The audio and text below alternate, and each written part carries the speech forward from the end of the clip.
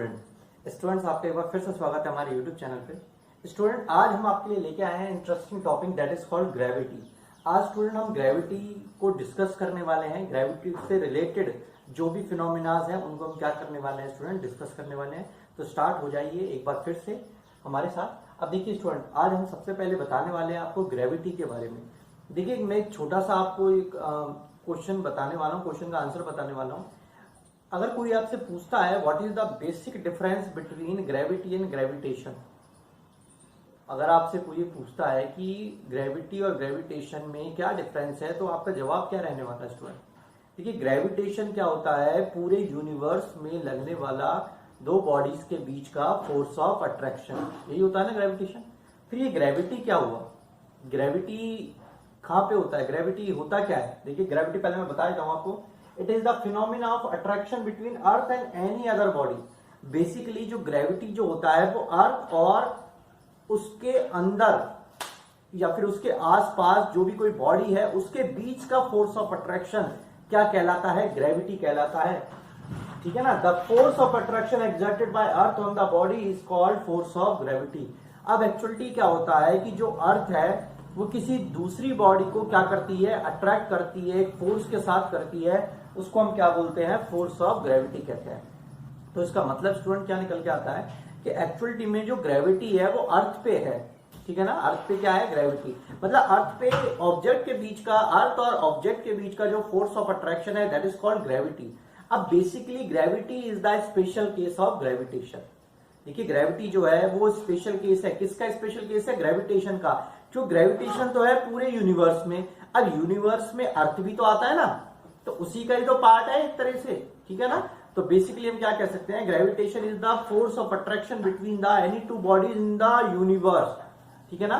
And gravity it is the phenomena of attraction between the earth and the other body. Earth और कोई दूसरी body है उसके बीच का फोर्स ऑफ अट्रैक्शन क्या कहलाएगा स्टूडेंट, ग्रेविटी कहलाएगा। और अर्थ जो है वो किसी दूसरी बॉडी को एक फोर्स के साथ क्या करती है, अट्रैक्ट करती है अपनी तरफ, and that force is called force of gravity. तो मैंने आपको दोनों डेफिनेशन बता दी है, ग्रेविटी की बता दी और फोर्स ऑफ ग्रेविटी के बारे में भी आपको बता दिया। समझ में आया स्टूडेंट आपको सभी को? देखिए अब देखिए हम क्या बताने वाले हैं। ग्रेविटी हमने बता दिया है कि फोर्स ऑफ ग्रेविटी क्या होता है और ग्रेविटी किस तरीके से काम करता है। अब देखिए स्टूडेंट, अगर हमसे कोई ये कहता है कि फोर्स ऑफ ग्रेविटी को किस तरीके से आप कैलकुलेट कर सकते हैं, तो देखिए आप क्या कैलकुलेट करेंगे। देखिए वो हम कैलकुलेट करने वाले हैं, मैं इसको थोड़ा रब कर देता हूं जिससे कि क्या हो जाएगा, आपको आसानी से ये समझ में आ जाएगा। देखिए स्टूडेंट, फोर्स ऑफ ग्रेविटी को कैलकुलेट करने के लिए हमें क्या करना पड़ेगा, सपोज करना पड़ेगा, लेट करना पड़ेगा। देखिए m1 that is m mass of body. हमें क्या करना है, अर्थ और एक बॉडी के बीच का फोर्स ऑफ अट्रैक्शन बताना है। तो देखिए m क्या लेंगे हम, मास ऑफ बॉडी लेंगे। m2 जो कि कैपिटल M से रिप्रेजेंट कर रहा है that is the mass of earth. Mass of earth की बात कर रहे हैं। r क्या होगा, distance of body from the centre of earth. अब देखिए जो हमें डिस्टेंस मेजर करना है वो अर्थ के सेंटर से मेजर करना है। अर्थ के सेंटर से और उस बॉडी तक का जो डिस्टेंस होगा that is r, and f is equal to force of gravity exerted by earth on the body. और f जो है वो फोर्स ऑफ ग्रेविटी है जो अर्थ एक्सर्ट कर रही है किसके ऊपर, बॉडी के ऊपर। तो देखिए क्या आएगा, F is equal to G m1 m2 upon R square. यही हमारा ग्रेविटेशनल का फॉर्मूला है ना भाई। ग्रेविटेशनल का फॉर्मूला क्या है, F is equal to capital G m1 m2 upon R square. और हम इस फॉर्मूले में क्या कर रहे हैं, इन वैल्यूज को पुट कर रहे हैं। तो क्या आएगा, देखिए F is equal to capital G m1 क्या लिख रहा हूं मैं, स्मॉल m लिख रहा हूं, ठीक है ना। और m2 क्या लिख रहा हूं, कैपिटल M लिख रहा हूं। तो Gmm upon R square that is the formula of force of gravity. तो स्टूडेंट फोर्स ऑफ ग्रेविटी का फॉर्मूला क्या रहेगा, F is equal to capital G small m capital M upon R square. Small m किस चीज को represent कर रहा है, मास ऑफ द बॉडी को रिप्रेजेंट कर रहा है। कैपिटल M किसको रिप्रेजेंट कर रहा है, मास ऑफ द अर्थ को रिप्रेजेंट कर रहा है। क्योंकि आप सभी लोग जानते हैं कि मास ऑफ अर्थ जो है वो बहुत ज्यादा होता है। कितना होता है, 6 इंटू में 10⁴ kg। ध्यान रखिएगा इन कॉन्सेप्ट को, ठीक है ना। इन वैल्यूज को आपको याद करने की आवश्यकता है, क्योंकि जितना ज्यादा आप याद करेंगे, रिवाइज करेंगे ना, वो चीज आपके दिमाग में रहेगा। और जब न्यूमेरिकल हम करेंगे तो ये चीज क्या आएगी, आपके काम में आएगी। तो फोर्स ऑफ ग्रेविटी का फॉर्मूला क्या निकल के आता है student, F equal to G M M upon R square. इस फॉर्मूले को आप क्या कर सकते हैं, नोट डाउन भी कर सकते हैं, ठीक है। नेक्स्ट जो टॉपिक हम डिस्कस करने वाले हैं स्टूडेंट इसके बाद, that is free fall concept. अब देखिए फ्री फॉल कॉन्सेप्ट क्या होता है, इसको हम डिस्कस करने वाले हैं। तो चलिए देखते हैं फ्री फॉल कॉन्सेप्ट। देखिए स्टूडेंट हम जो टॉपिक बताने वाले हैं that is called free fall. Free fall जो हम समझाने वाले हैं concept of acceleration due to gravity के साथ में। अब देखिए एक बात बताइए मुझे, फ्री फॉल का मतलब क्या होता है। देखिए मैं आपको बहुत आसानी से समझा रहा हूं। जैसे ये ऑब्जेक्ट है, ठीक है ना, ये ऑब्जेक्ट मैंने पकड़ा हुआ है। अब मैं इसको क्या कर रहा हूं, इसको रिलीज कर रहा हूं तो ये नीचे की तरफ गिर रहा है ना। अब जब ये नीचे की तरफ गिर रहा है तो क्या इसके ऊपर कोई फोर्स लग रही है क्या, बताइए मुझे फटाफट। क्या इसके ऊपर कोई फोर्स लग रहा है क्या जब ये नीचे की तरफ गिर रहा है, नहीं लग रहा ना, ग्रेविटेशनल फोर्स ही तो लग रहा है बस केवल। तो इसके चारों तरफ मतलब क्या है कि जब ये नीचे गिर रहा है कोई फोर्स नहीं लग रहा, ये फ्री है पूरी तरीके से और ये नीचे की तरफ क्या कर रहा है, फॉल कर रहा है। तो इसी को हम क्या बोलते हैं, फ्री फॉल कॉन्सेप्ट कहते हैं स्टूडेंट। अब ये फ्री फॉल जो हो रहा है वो किस वजह से हो रहा है, ग्रेविटी की वजह से हो रहा है, ध्यान रखिएगा, ठीक है। All object falling towards the earth under the action of gravitational force of earth alone are said to be in free fall। देखिए जितने भी ऑब्जेक्ट है वो सारे ऑब्जेक्ट अगर अर्थ पे गिरते हैं तो उसका कारण क्या रहता है, उसका कारण रहता है ग्रेविटेशनल फोर्स। मतलब अर्थ का ग्रेविटेशनल फोर्स जो क्या करता है, उन ऑब्जेक्ट को अपनी तरफ अट्रैक्ट करता है, and that force is called gravitational force. और इसी कॉन्सेप्ट को हम क्या कहते हैं स्टूडेंट, फ्री फॉल कहते हैं। तो आप इस डेफिनेशन को नोट कर सकते हैं। What is the definition of free fall, all object falling toward the earth under the action of gravitational force of earth alone are said to be free fall. कि जो भी ऑब्जेक्ट है वो ऊपर से नीचे की तरफ गिर रहे हैं, वो फ्री है, उनके ऊपर कोई फोर्स नहीं लग रहा सिवाय ग्रेविटेशनल फोर्स के, और वो फॉल कर रहे हैं नीचे की तरफ, that is called free fall concept, ठीक है ना। अब देखिए मैंने इधर क्या बताया हुआ है, आपको डायग्राम भी बताया हुआ है। सपोज कीजिए कि ये पूरा अर्थ है हमारा, ये इसका सेंटर है दैट इज ओ। एम जो है कैपिटल एम क्या रिप्रेजेंट करता है, मास ऑफ अर्थ को रिप्रेजेंट कर रहा है। और ये जो डिस्टेंस है दैट इज, ये सेंटर से डिस्टेंस लिया जाएगा ना, that is R. Capital R जो है ये क्या है, एक्चुअलिटी में अर्थ का रेडियस है आपका। क्या है ये student, capital R that is the radius of earth. अब ये देखिए ये हमारा पी पॉइंट पे कोई ऑब्जेक्ट है जिसका मास क्या है, एम है, ठीक है ना, और इसका डिस्टेंस कितना है, स्मॉल आर है। तो इस तरीके से हमने क्या बताया कि जो फ्री फॉल कॉन्सेप्ट है वो आपको बताया डायग्राम के थ्रू भी, कि एक पूरा जो अर्थ है उसका जो मास है कैपिटल एम है, रेडियस है अर्थ का दैट इज कैपिटल आर, एक ऑब्जेक्ट है पी पॉइंट पे जिसका मास क्या है, स्मॉल एम, और इसका डिस्टेंस क्या है, दैट इज स्मॉल आर। तो इस तरीके से फ्री फॉल कॉन्सेप्ट हमने आपको समझाया है, ठीक है स्टूडेंट। अब बात करते हैं एक्सेलरेशन ड्यू टू ग्रेविटी की। अब एक्सेलरेशन ड्यू टू ग्रेविटी का मतलब क्या होता है, तो देखिए the acceleration produce in a body in free fall due to gravitational force of earth on the body. एक बात बताइए, जब ऑब्जेक्ट ऊपर से नीचे गिरता है तो देखिए ध्यान से सुनिएगा, जब ऑब्जेक्ट ऊपर से नीचे गिरता है उसकी वेलोसिटी में चेंज आता है कि नहीं आता। पहले वेलोसिटी 0 थी, उसके बाद वेलोसिटी कुछ रही होगी, तो वेलोसिटी में चेंज आया ना, और वो वेलोसिटी के में चेंज जो टाइम के रिस्पेक्ट में आया, that mean rate of change of velocity क्या कहलाता है, एक्सेलरेशन कहलाता है। समझ में आई ना बात आपको। तो वो क्या कहलाएगा, एक्सेलरेशन कहलाएगा। अब ये एक्सेलरेशन जो हो रहा है ये किस वजह से हो रहा है, क्या ये एक्सेलरेशन आपका ग्रेविटी की वजह से नहीं हो रहा क्या, भाई ग्रेविटी है उसको खींच रही है ना ऑब्जेक्ट को, तभी तो वो नीचे आ रहा है। तो इसको हम क्या कहेंगे, एक्सेलरेशन ड्यू टू ग्रेविटी। समझ में आई ना सभी को। इस कॉन्सेप्ट को हम क्या बोलेंगे, एक्सेलरेशन ड्यू टू ग्रेविटी, और इसको रिप्रेजेंट किया जाता है स्मॉल जी से।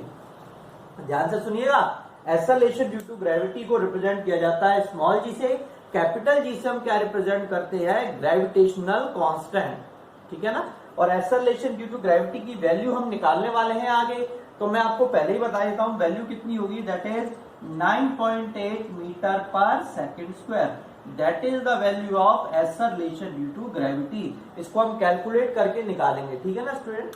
तो ये कॉन्सेप्ट है हमारा, देखिए ये कॉन्सेप्ट फ्री फॉल का है, ये concept acceleration due to gravity का। समझ में आ गया वो सभी को आपको, ठीक है। अब देखिए मैं आपको एक छोटी सी स्टोरी बताने वाला हूँ एक्सेलरेशन ड्यू टू ग्रेविटी से रिलेटेड। एक्चुअलिटी में क्या है, पुराने टाइम में हम ये कहते थे कि अगर एक लाइट ऑब्जेक्ट को और एक हैवी ऑब्जेक्ट को दोनों को एक साथ छोड़ा जाता है तो ऐसा कहा जाता था कि लाइट ऑब्जेक्ट जो है उसको नीचे आने में ज्यादा टाइम लगेगा, हैवी ऑब्जेक्ट तुरंत नीचे आ जाएगा, ऐसी थिंकिंग थी। ठीक है ना, समझ में आ गया ना आपको मैं क्या कहने वाला हूँ कि पहले के टाइम पे क्या होता था कि लाइट ऑब्जेक्ट और हैवी ऑब्जेक्ट अगर दोनों को हम एक साथ रिलीज कर रहे हैं तो लाइट ऑब्जेक्ट को नीचे गिरने में ज्यादा टाइम लगेगा और हैवी ऑब्जेक्ट तुरंत ही नीचे आ जाएगा। लेकिन एक साइंटिस्ट थे जिनका नाम था स्टूडेंट गैलीलियो साइंटिस्ट थे। इन्होंने क्या किया, जो हमारा पेरिस में पीसा का जो टावर है, ठीक है ना, पीसा का जो लीनिंग टावर है, वहां से उन्होंने क्या किया, दो डिफरेंट मासेस के स्टोन को ऊपर से नीचे गिराया। अलग अलग मासेस के स्टोन थे, एक का मास ज्यादा था, दूसरे का मास कम था, तो दोनों को उन्होंने नीचे गिराया। और जब उन्होंने नीचे गिराया तो उन्होंने क्या देखा कि दोनों ऑब्जेक्ट सेम वेलोसिटी से, सेम एक्सेलरेशन से नीचे आए हैं और सेम टाइम पे वो नीचे की तरफ आए हैं। तो उन्होंने वो कॉन्सेप्ट को क्या किया, जो पहले जो कॉन्सेप्ट था कि लाइट ऑब्जेक्ट पहले आएगा, लाइट ऑब्जेक्ट बाद में आएगा, हैवी ऑब्जेक्ट पहले आएगा, इस कॉन्सेप्ट को गलत साबित किया और ये बताया कि ऑब्जेक्ट जो है, कोई भी ऑब्जेक्ट जो है वो अर्थ का ग्रेविटेशनल फोर्स जो है वो सब पे इक्वल लगता है, वो मासेस के ऊपर डिपेंड नहीं करता। That means acceleration due to gravity जो होता है वो मासेस के ऊपर डिपेंड नहीं करता है, सबके ऊपर इक्वल एक्सेलरेशन लग रहा है, दैट इज 9.8 मीटर पर सेकंड स्क्वायर। तो ये आइडिया किसने दिया था, गैलीलियो ने दिया था ऑब्जर्व करते हुए, ठीक है ना स्टूडेंट। तो इस तरीके से एक्सेलरेशन ड्यू टू ग्रेविटी के बारे में बताया गया है। चलिए आगे डिस्कस करने वाले हैं what is the relation between acceleration due to gravity and gravitational constant. इन दोनों का रिलेशन हम क्या करने वाले हैं, डिस्कस करने वाले हैं। तो चलिए देखिए स्टूडेंट, अब हम क्या बताने वाले हैं, relation between small G and capital G. Small G आपको पता है क्या होता है, एक्सेलरेशन ड्यू टू ग्रेविटी होता है, कैपिटल जी होता है ग्रेविटेशनल कांस्टेंट होता है। ये डायग्राम का हम क्या करने वाले हैं, यूज करने वाले हैं। एक बार फिर से मैं आपको बता देता हूं कि हमने क्या ले लिया है, अर्थ ले लिया है। इस अर्थ का क्या है, सेंटर है जिसको ओ से रिप्रेजेंट किया है। अर्थ का जो मास है दैट इज कैपिटल एम, अर्थ का रेडियस है दैट इज कैपिटल आर। एक ऑब्जेक्ट है जो कि क्या है, पी पॉइंट पे है और जिसका मास क्या है, स्मॉल एम है, और इसका डिस्टेंस जो है दैट इज स्मॉल आर है, ठीक है ना स्टूडेंट। अब देखिए हम कैसे कैलकुलेट करेंगे। According to Newton law of gravitation,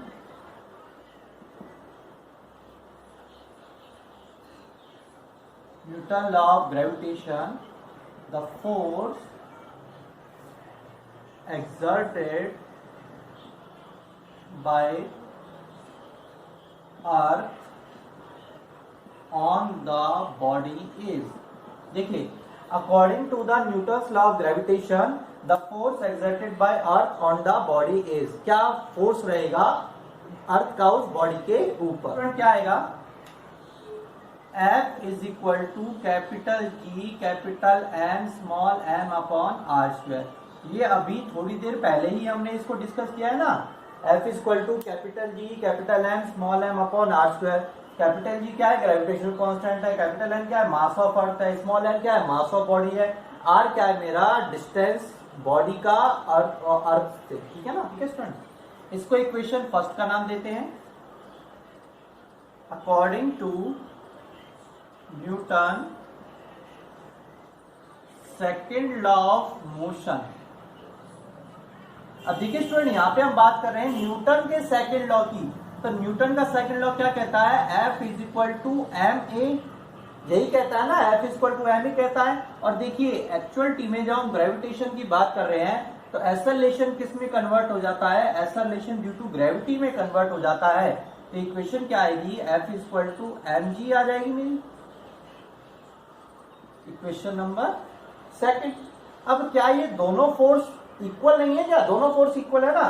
तो देखिए दोनों फोर्स ये क्या है, from equation first and second दोनों ही बराबर है। तो क्या आएगा, M G is equal to capital G capital M small M upon R square. M से एम कैंसिल, तो स्टूडेंट मेरा फॉर्मूला क्या आने वाला है, small G is equal to capital G capital M upon R square.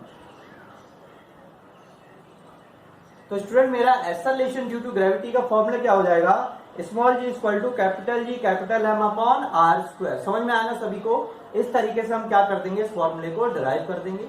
अब student एक बात और बताता हूं, अगर ऑब्जेक्ट आपका अर्थ सरफेस के पास में है तो जो स्मॉल आर जो होता है वो कैपिटल आर में क्या हो जाएगा, कन्वर्ट हो जाएगा। तो यही फॉर्मूला आगे बन जाता है small G is equal to capital G capital M upon capital R square. समझ में आया क्या सभी को? मैंने अभी क्या बताया कि अगर ये ऑब्जेक्ट जो है वो अर्थ सरफेस के पास है, नियर है, पास है, तो स्मॉल आर किसके बराबर हो जाएगा? कैपिटल आर के बराबर हो जाएगा, क्योंकि वो रेडियस ऑफ अर्थ में आ जाएगा।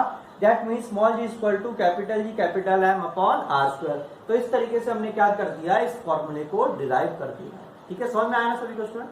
अब हम क्या करने वाले हैं, इस फॉर्मूले में से वैल्यू निकालने वाले हैं स्मॉल जी की, कि what is the value of acceleration.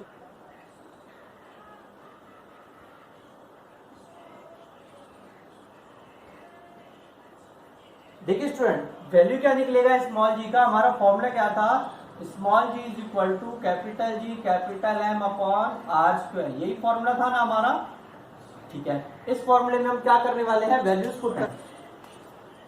अब हम क्या करने वाले हैं, देखिए कैपिटल जी का वैल्यू मैं इधर लिख रहा हूं। कैपिटल जी का वैल्यू क्या होता है? 6.67 इंटू 10⁻11 न्यूटन मीटर स्क्वायर पर केजी स्क्वायर। कैपिटल जी का वैल्यू यही होता है। मास ऑफ अर्थ कितना होता है? 6 इंटू में 10⁻24 केजी। यही होता है ना mass of earth. Radius of earth कितना होता है? दैट इज 6.4 इंटू में 10⁻6 मीटर। यही होता है ना स्टूडेंट? ठीक है स्टूडेंट, ये आ जाएगा, कैपिटल जी आ गया, कैपिटल एम आ गया, कैपिटल आर। अब इसमें वैल्यू पुट कर देते हैं। देखिए क्या आएगा, कैपिटल जी कितना है? 6.67 इंटू 10⁻11 इंटू में कैपिटल एम कितना है? 6 इंटू में 10⁻24 अपॉन आर कितना है? 6.4 इंटू में 10⁻6 का होल स्क्वायर।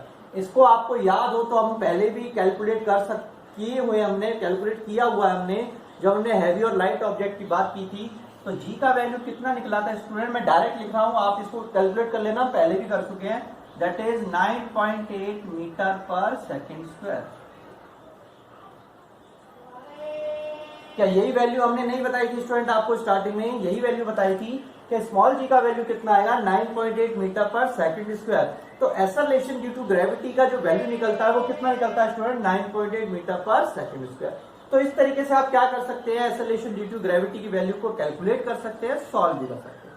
तो स्टूडेंट आपके आज के वीडियो लेक्चर में इतना ही। आपको वीडियो अच्छा लगा है तो लाइक कीजिएगा, जो भी नए आए चैनल को सब्सक्राइब कीजिएगा और शेयर करने की कोशिश कीजिएगा, जिससे कि और भी स्टूडेंट इसका बेनिफिट उठा सके। हमारा जो लेक्चर देने का मेन मोटिव यही है कि सारे स्टूडेंटों को इसका बेनिफिट मिल सके। तो स्टूडेंट आज के वीडियो लेक्चर के लिए इतना ही। आप हमसे जुड़े रहिए इसी तरह से। Thank you.